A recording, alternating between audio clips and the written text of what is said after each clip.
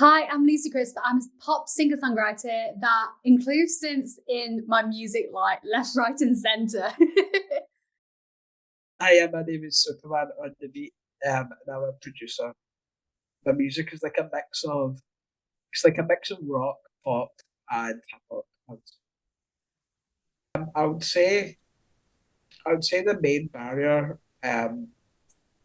is probably physical access to stages, um, and venues as a whole, and also I guess things surrounding like allowing disabled people to be able to be a part of the community. So, for example, like access to care, I think is quite a barrier across the whole, and that also comes into music as well. So yeah, those are the two. And yeah, I've kind of tried my best to sort of push forward and um, I guess push change. So I started a petition at the beginning of this year to try and get the UK to fund um, like bring have so yeah, I'm trying. So the petition that I started was to ask the UK government to provide funding to make venues accessible. So I've been doing that and also speaking on like kind of national TV and stuff about the issue. So hopefully that will make it better. And also like I think awareness generally is a big one. So even just to get it into people's conversation, I think is a good start to um, thinking about it. So yeah. I would 100% agree with that. I think, I feel like venues, they're not always accessible for people with disabilities, no matter what disability it is.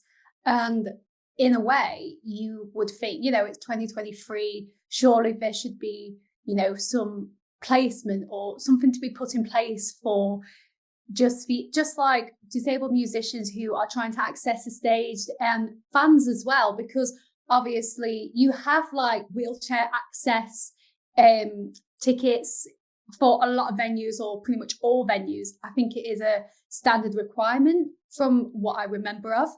And sometimes, especially like grassroots venues, smaller venues, they haven't got that funding there in order to provide that accessibility. And I know a few venues local to me that are trying to raise money to get that funding so that they can make the venue accessible. But I think it should be. I do agree that it should be a requirement for all venues, and I think especially like I'm fortunate. I'm in a fortunate position where I've been okay, but I know there's other disabled musicians like myself that have experienced those sort of things when they have visited venues.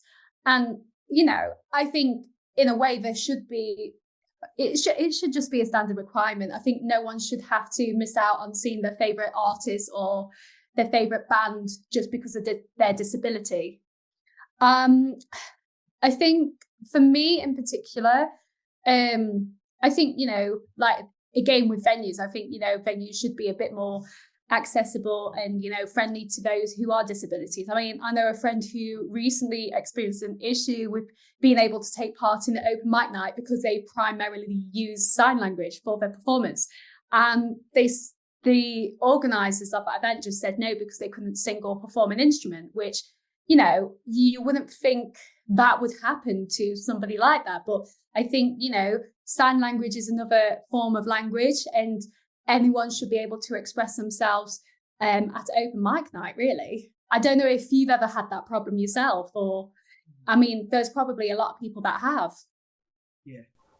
Yeah, I think like so I'm a promoter as well. I run a platform called Hip Hop Scotland, and like even because of access, like it makes my job as a promoter harder, and that's like how I earn.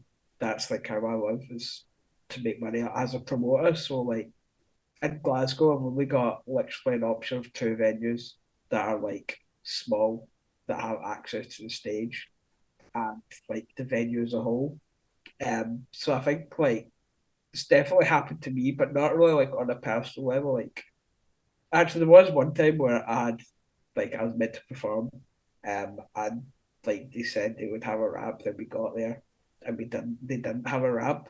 And like I just kind of said, like, it's not really good enough, like, just to say we don't have a ramp, like there's not really a reason.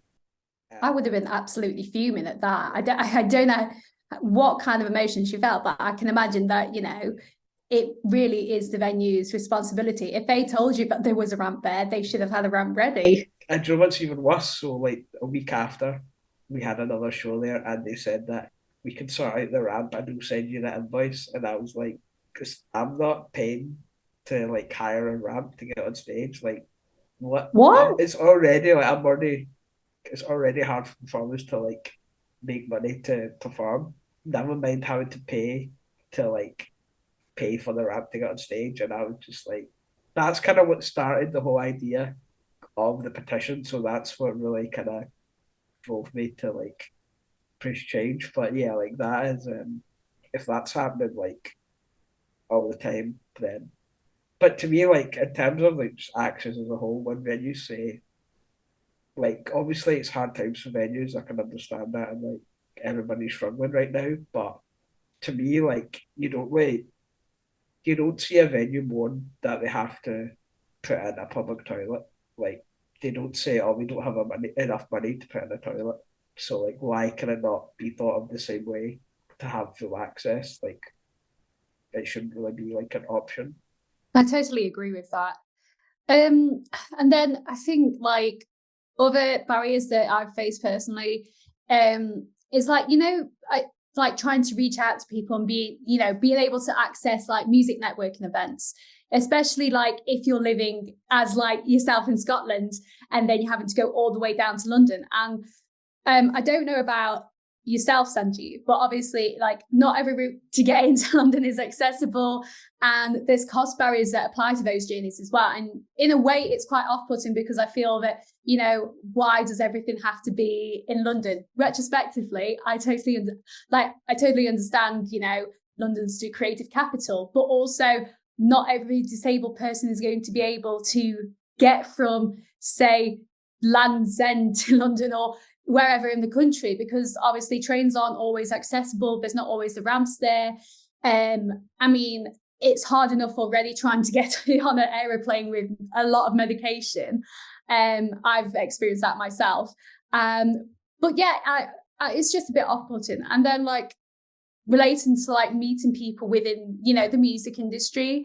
I also suffer from anxiety. So trying to speak to anyone in person that I know is really hard for me. Never mind, like someone that I like a music industry person that I've seen on the internet, but I really want to speak to them. But there's like the mental barriers that hold me back in sometimes.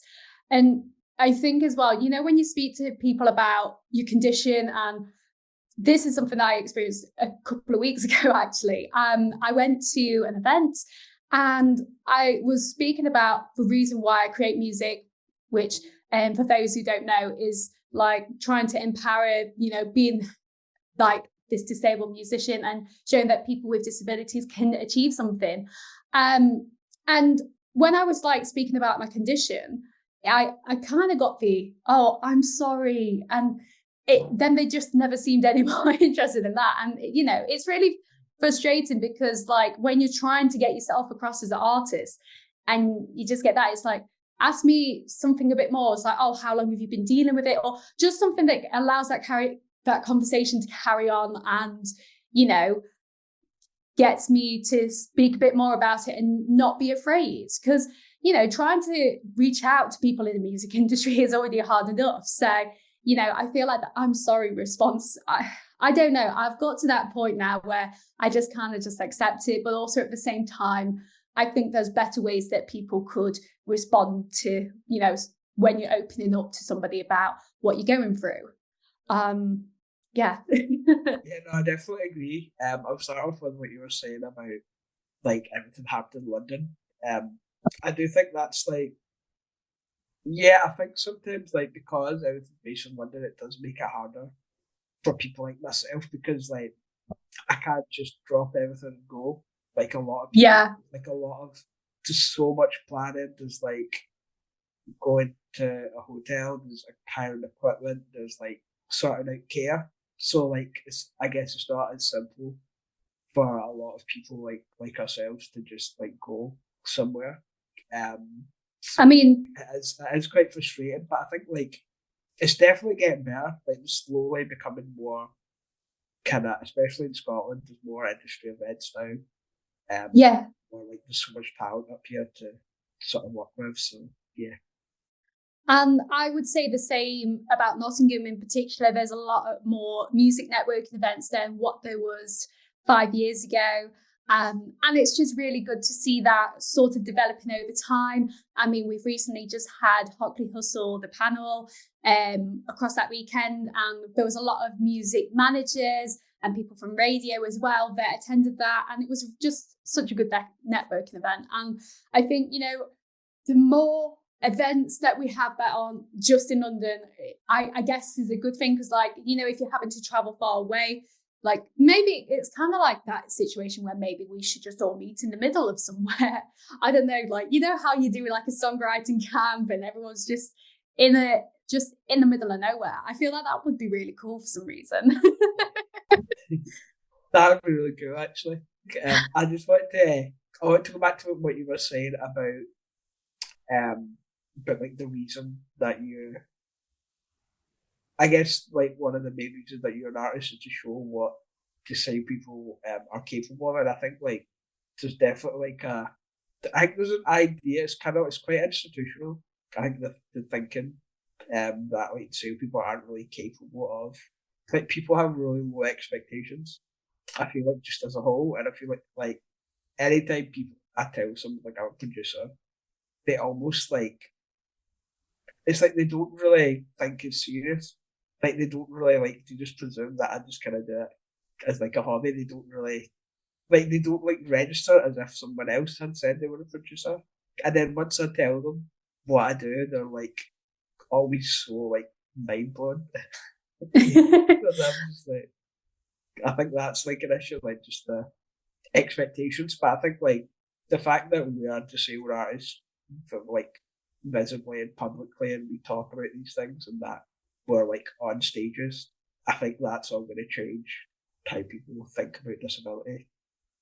Yeah. And I think it's really good that, both of us, we're both disabled musicians and we've achieved so much, especially with, our collaboration with Youth Music as well. I've really enjoyed that. I don't know about you. I'm sure you've enjoyed that as well. But I think it's the thing of, I feel like, if industry people gave disability musicians as much as a chance as someone who isn't disabled, I feel like, we could have some amazing assets and just some amazing people that other disabled musicians can look up to.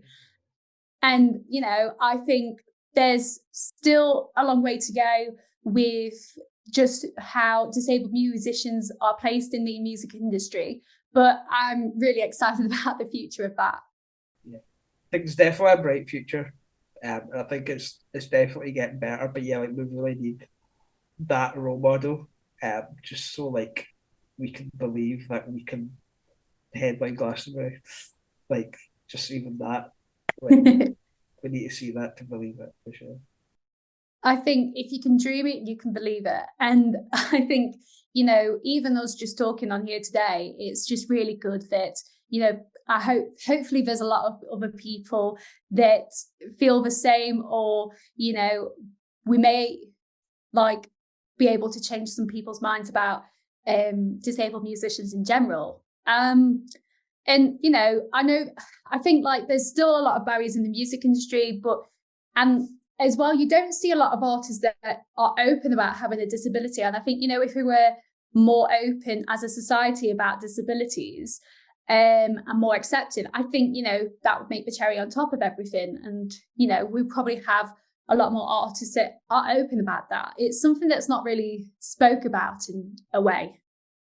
Yeah, that's interesting about like visibility, and I think that is like the way forward. Because that's kind of one of the main reasons why, like as a producer, like I wanted to be more visible than the next producer because like I want to be an artist in my own right to actually show and visibly be a disabled person in the industry. And I think that's like one of the main reasons why I'm so visible and why I'm like publicly want to talk about these things, because like people just need to. A lot of people just don't know, or like they've never met a disabled person, or they've never really thought about the issues that might come about. And I think like the fact that we've got a platform like this from youth music to be able to talk about it, and also the fact that they're like funding our projects is really cool. And actually, my project is actually about issues facing disabled people. So hopefully that can kind of bring the awareness, and obviously I wouldn't be able to do it without the funding. So I'm really grateful to be able to do that and hopefully change some people's minds. 100%. And my project was about living life with cystic fibrosis and still making a big like how making an idea, well, putting that idea into people's heads of what I go through daily. And I think, I would say that funding from youth music has really, really helped me with everything that I've done. And, it's really good to have like just that support. I mean, any support as a disabled musician is just so valuable, but especially from youth music, I am ever so grateful. Yeah. So shall we move on to the next question? Yeah, let's do it. Okay, so Sanjeev, how have you overcome the barriers that you've mentioned? Yeah. I think I've overcame the barriers with, I guess, persistence, and not letting the barriers like define me, or not letting the barriers get in the way and kind of finding workarounds. So, for example, the fact that we can work online is really helpful. Like we can message people on Instagram and have a song with somebody like without ever really meeting them in person. I think that's like something that's really helped me in terms of creating music and working and collaborating with people. Um, I think other barriers I would say is like not being afraid to say what's on my mind, and actively trying to, I guess, actively trying to change people's minds and fighting for myself, and also fighting for like access and for other disabled artists and stuff like that as well. Um, Consistency, and also working with a lot of different artists has really helped me kind of get around the barriers, and also like I guess using the platform to be able to talk about these issues to actually try and change people's minds. I think that's kind of how I've managed to get around it. How about yourself? How do you think of I would say that it's still an ongoing process, but there's many friendly faces that I've realized that, will take the time to listen to you and hear your music. And I think sometimes you have to appreciate those people that do, and, make sure you always keep them up to date about what you're doing. I mean, if you always get that person that just really doesn't want to, like, I mean, if there's always that person that, doesn't want to listen to music or doesn't like music, then that's fine. They've got a flight, they've got a ticket with a name on it, and yeah, just don't contact them again. But I think, if someone seems interested and doesn't accept your music the first time round, give it another shot, because you never know what's going to happen. And it's just for luck of a draw, really. That's the way that I've kind of overcame things. I mean, I've been working, therapy's always been really good for me, especially when my anxiety's just got really bad. But I think, I just try to push myself as much as possible to speak to people, because you never know what opportunity is going to come around the corner. Yeah, that's so true. I think that's definitely kind of, I guess, a key bit of advice is just like the hard work will like it pays off eventually, even if it feels like it doesn't every day, but eventually like if you put out the energy, then you will receive it back. So yeah, I think that's a good bit of advice. And also don't be afraid just to hit someone up on Instagram, because the worst that can happen is they won't reply. So like that's kind of how I've gotten a lot of sort of collaborations that I never thought I would have got, is because I've just hit them on Instagram to just send them beats and it just happened. So I think Yeah. that's a good advice. Just message people. I mean, it's always just like I think, messaging people, emailing people, so say like artist managers, just obviously add the context of, oh, I've liked the work that you've done with this person. That's if you're interested in a particular artist manager. And, just reach out to those people, because they're here to support you as much as, you support them. And I think at the same time, it's just always good to reach out to people. You never know what's going to happen if you don't send the message, or if you don't send the email. Yeah, for sure. And then I think it's like at the same time as well with barriers. It like I know sometimes my health as well is like a barrier in itself, because of me having cystic fibrosis. And one of the things that I have done to overcome like the certain barriers with my CF, for example, is to actually take care of myself. And I know that sounds so simple to say, and but it's true. I think like when I got hospitalized back in 2022 because I wasn't taking care of myself. And sometimes like music just took over. I don't know why I didn't take care of myself properly at the time, but I think when you're also a musician, a uni student, and dealing with a medical condition 24/7, you never know, like you just don't have that time management. And like trying to sing a song, sometimes it's really hard for me to, especially if I don't keep up to date with my medication and making sure I take it. So I guess overcoming that barrier in itself is just by taking care of yourself. And especially like for those with mental health and like struggling with their mental health, I would say for those struggling with mental health in particular, just take care of yourself. And even that goes for like physical conditions as well, because, you can force yourself to do all of these opportunities, but at the end of the day, if you're not well enough to perform on that day, you're just going to beat yourself up for it. And you just don't want to do that. And I know like it can't always be helped, but, just do the best that you can to take care of yourself, because that's what I found that's worked for me. Yeah, I think it's like prioritizing what's important, which is like your health, because like if you're not healthy, then you won't. It'll be more difficult to do these things and kind of make use of the opportunities. But yeah, I think like a lot of people, I think sometimes like the issue is, I don't know if you've ever heard of like the medical model of disability. Yeah. So I think a lot like society kind of thinks that it's the disability that's the issue, when it really isn't. It's the barriers that society has made that's what's disabling us. And I think it's good for people to keep that in mind. And a good example I think of is like, what would the world look like for example, if everybody in the world was a wheelchair user, there wouldn't be anywhere for anybody to sit.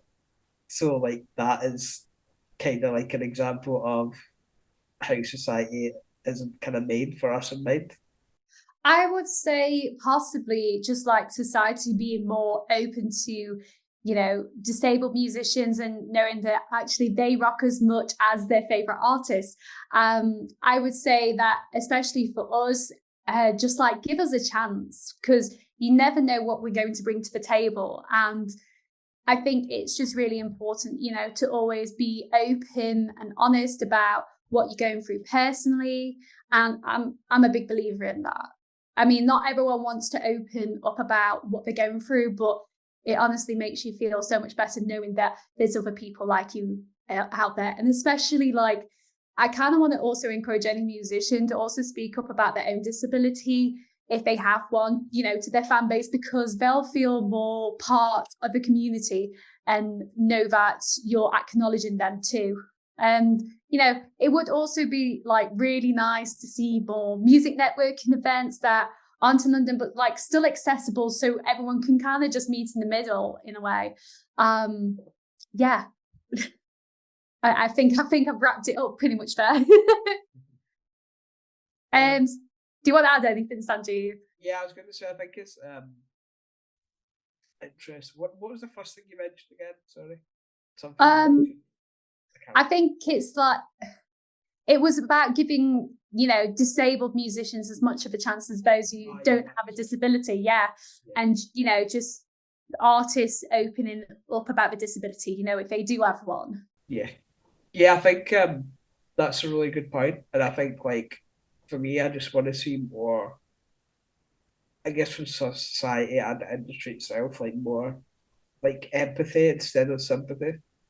Because Yeah. like one thing that I just don't think is really annoying is when people like feel sorry for you, and like I don't want it to be given opportunities because of that. So like I want the empathy so they understand, um and just treat us like any other artist. And I think that's kind of a key point that I think people should, just society as a whole, I think it's more empathy instead of sympathy is what we need. I agree with that, because I think, you know, we've had, you know, those many years of sympathy. And I don't want to be known as the musician that, you know, is dying from a condition that she can't help or do anything about. I want to be known as a musician that, you know, I want to be known as a musician that defeated all the adversity that was put in front of her and just succeeded, and everybody knew her name. That's something that I've always aspired to. And, you know, I will keep pushing for the success. I'm not going to let someone who's just sympathetic about something stop me from doing what I want to do. And I'm not going to, sorry. um, and I'm not going to let anybody like stop. I'm not going to let anybody who's just going to be discriminative of my disability stop me from doing what I'm doing either. And, you know, they can get a ticket with their name on it, get on the flights and, you know, go off to a different land, because I honestly, I don't have the time for that. I want to do things with my life, and I'm not going to let anyone stop me from doing that. Yeah, I think we just like, I think as long as we believe in ourselves, I don't see I don't see why these barriers can get in our way. So I think we could just keep believing and keep manifesting, and yeah, it's gonna happen. It's gonna happen eventually. So Yeah. And the main message that, you know, I want any musician to take away from this is to be yourself and don't be afraid to open up about anything, and anything that you're going through as well. And if you know, like if you're a disabled musician yourself and you see someone else doing what, I think, you know, as well, musicians, we should all be supporting each other. Why should it matter what we're going through in our personal lives? We should just all be supporting each other anyway, regardless. yeah, yeah, we need more. I think collaboration as well is a really good way of just bringing more people together. And I think the more we can build like community, is also how we can like collaborate and support each other in a really positive way, no matter who you are. So I think yes. Oh, definitely. And like collaboration, I think I found it really hard reaching out to people for collaboration when I was doing my project. And, you know, I think, you know, if we all started to collaborate more with each other, you don't know what kind of music we would be making, but it would definitely be great music. The future, I think it's only gonna get better, and I think the diversity is only gonna get better. Um, and I think we really just need to start seeing disabled artists be given the platform, be able to perform at the biggest festivals, um, be able to be on TV. I think that's what we need to see. And I think like it's gonna take time. it's going to take time, but I think it's going to happen eventually. And I think there's more and more people that are now more open um, to different people. So I don't see why uh, we can have that opportunity and same as everyone else. So I would say this question, I think the future is really bright. I don't think there's anything stopping us from making, society more, accepting to people with disabilities and especially musicians with disabilities. I really like how some musicians are already I really like how some musicians are already opening up about themselves more, especially for their fan base. So examples being May Stevens and Becca, who are both neurodivergent. And I think it's just really inspiring that, they open up about that, because there'll be people in their fan base who probably are probably going through the same as them as well. And, it just brings that community even more closer. And they'll probably also find other fans as well through just being open up about something so personal like that. And I know the Cystic Fibrosis Trust, they've been really on board with my release of 65 Roses, the EP itself. And that's helped me find my people. It would be great to see more musicians that also have physical medical conditions to open up about their experiences too.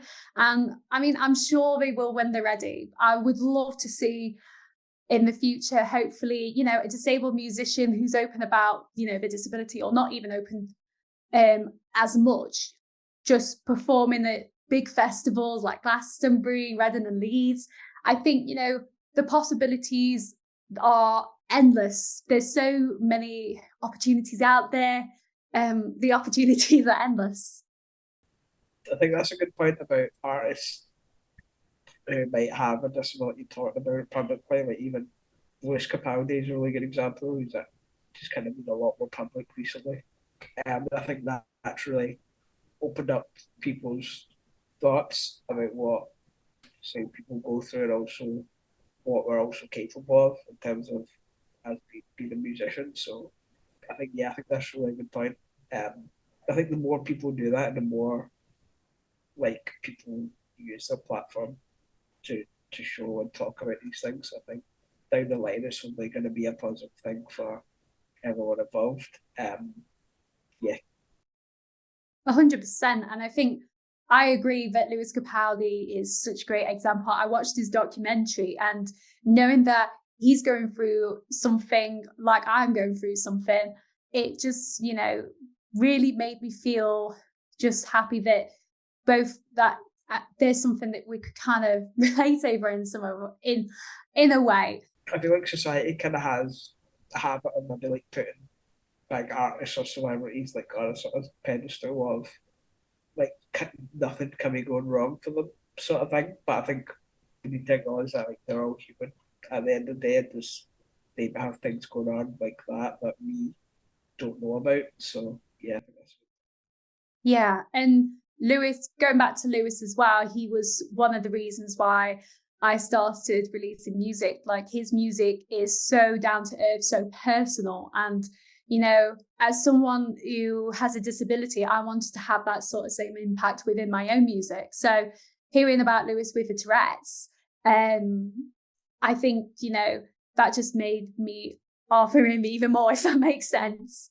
But yeah, he's such an inspiration to so many people like myself, and especially to the Tourette's community as well.